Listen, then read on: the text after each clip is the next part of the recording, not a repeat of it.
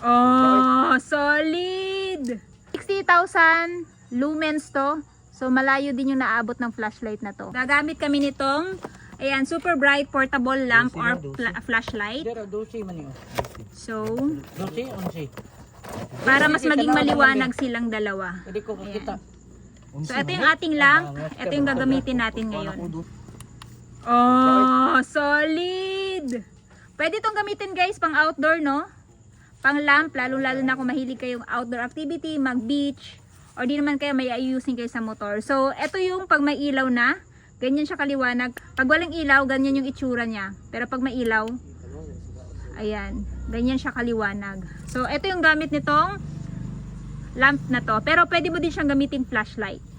Kasi meron din siyang flashlight, guys. Ganito siya kaliwanag. So, ito yung lamp, no? Ito yung flashlight niya. Ayan, no? So, 60,000 lumens to. So, malayo din yung naabot ng flashlight na to.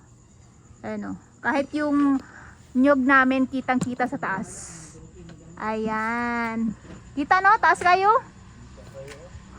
Kita ko na wakwak dira sa taas. Muna kailangan, guys, ng cellphone light. Kung mayroon ka nitong lamp na to. Or flashlight na to.